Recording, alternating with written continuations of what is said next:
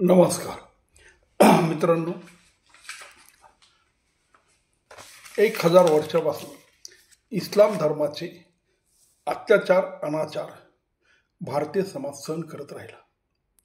जेव्हापासून त्यांनी आक्रमण सुरू केले त्यानंतर राज्य खालसा झाले, देशावर कब्जा झाला, त्यांचे राजे आले आणि त्यांनी खूप मोठ्या प्रमाणात या सनातनी लोकांवर जुलूम जबरदस्ती केली. मग त्या धर्माने अनेक लोकांच्या कत्तली केल्या, धर्मांतर केले आणि त्यांची दादागिरी सतत चालू राहिली.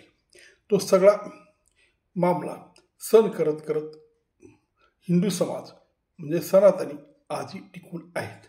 पण हे टिकून राहता असताना त्यांना खूप मोठ्या प्रमाणात बलिदान द्यावं लागलं, खूप मोठ्या प्रमाणात अत्याचार सहन करावे लागले. एक रानटी समाज ह्या देशात येऊन राज्यकर्ता झाला आणि त्याने त्यांच्या पद्धतीने राज्य करण्याचा प्रयत्न केला आणि मग त्यात अनेक वाईट घटना घडत राहिल्या, अनेक जुलूम जबरदस्ती झाली. पण ही जबरदस्ती 1000 सालापासून सहन करणारा आज सनातनी हिंदू जेव्हा आजकाल युरोपमध्ये जे चाललं ते बघतो तेव्हा त्याला असं वाटतं की आपल्यावर अत्याचार करणारे लोक युरोपातही हळूहळू वाढू लागले आणि मग त्यांनी तिथं त्यांच्या पद्धतीने परत जुलूम जबरदस्ती सुरू केली. पण आपण खूप उशिरा जागे झालो. खरं तर अजून आपण जागे झालोच नाही. आपण अजूनही मुस्लिम हिंदू भाईबाईच्या भानगडीतच गुरफटत राहिलो आणि मात्र युरोप हा लवकर जागा झाला आणि त्याच्यामध्ये एक दुर्गा अशी जन्माला आली. तिने ताबडतोब या सगळ्या गोष्टींचा बंदोबस्त करायला सुरुवात केली.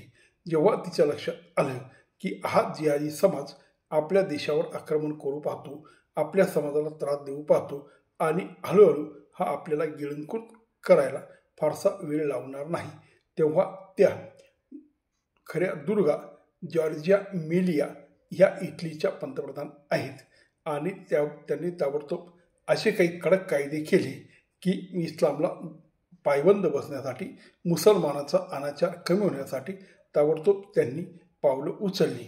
आणि पहिलं पाऊल त्यांनी असं केलं की मस्जिद बांधताना सरकारला विचारल्याशिवाय, सरकारची परवानगीशिवाय मस्जिद बांधायची नाही. खरं तर मस्जिद बांधायचीच नाही आणि ज्या मस्जिदी आहेत तिथले जे इमाम आहेत त्यांची नेमणूक ही सरकारच्या सल्ल्याशिवाय होणार नाही आणि ते जे काही कुराण पढतात, ते जे काही मस्जिदीमध्ये बांग देतात ते त्यांनी इटलीच्या भाषेत म्हणजे इटालियन समाजाची जी भाषा आहे त्या भाषेतच त्यांनी ते सगळं सांगायला पाहिजे, प्रवचन करायला पाहिजे आणि त्यांचे धर्मग्रंथसुद्धा त्यांनी त्या भाषेतच लिहिले पाहिजे. म्हणजे मुसलमान नक्की काय म्हणतोय, त्यांच्या धर्मामध्ये काय आहे आणि ते लोकांना काय सांगतात हे समजणं इटलीच्या लोकांना गरजेचं आहे. त्याच पद्धतीने त्या ठिकाणी मुलांसाठी सबसिडी देण्यात आली होती. म्हणजे जेवढे जास्त मुलं तेवढी सबसिडी जास्त. म्हणजे एका मुलाला 700 युरो ही सबसिडी देण्यात येत होती. तेव्हा त्यांनी ती ताबडतोब बंद केली. कारण मुस्लिम समाजामध्ये 7-7, 8-8 मुलं जन्माला घालण्याची पद्धत आहे आणि जर एका मुलाला 700 युरो मिळतील तर मग त्यांना कामधंद्या करायची काय गरज आहे. उलट 4च्या ठिकाणी 8, 8च्या ठिकाणी 10 मुलं जन्माला ते घालतील. मुळात त्यांना ते मुलं जन्माला घालायची आहे आणि धर्म वाढवायचं आहे. सगळ्या जगभर इस्लाम पसरला पाहिजे असं त्यांचा सरळ हिशोब आहे. तेव्हा मग सरकार जर अशा पद्धतीने सबसिडी देत असेल तर मग ते अजून मुलं पैदा करतील. कारण भारतातही तोच कार्यक्रम चालू आहे. कारण आपल्याकडे बी रेशन फ्रीमध्ये आहे. तेव्हा जेवढं जास्त घरात मेंबर असतील तेवढं रेशन वाढेल. म्हणजे फुकटचं खायचं आणि बाकीच्या समाजाने ती सबसिडीसाठी पैसे खर्च करायचे, यांनी मात्र रुपया द्यायचा नाही असं सरळ हा मामला आहे. कारण यांचे उद्योगधंदे, यांचे व्यापार हे सगळे खालच्या दर्जाचे असल्यामुळे यांना फारसं उत्पन्न नाही आणि ह्या इन्कम टॅक्समुळेच भरत नाही. मग जे इन्कम टॅक्स भरतात त्यांचा हिस्सा यांच्या वाट्याला जातो आणि हे ऐश करतात.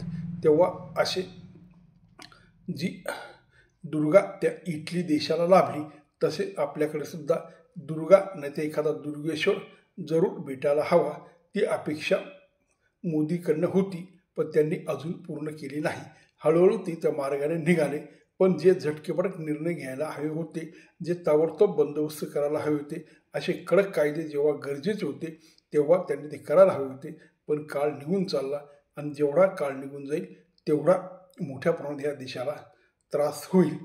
तेव्हा लवकरात लवकर BJPने आणि मोदी सरकारने सुद्धा ह्या दुर्गा जॉर्जिया मेलिया या इटलीच्या पंतप्रधानांची काही शीख घ्यावी आणि काही कायदे लवकरात लवकर करावे, हीच अपेक्षा. नमस्कार.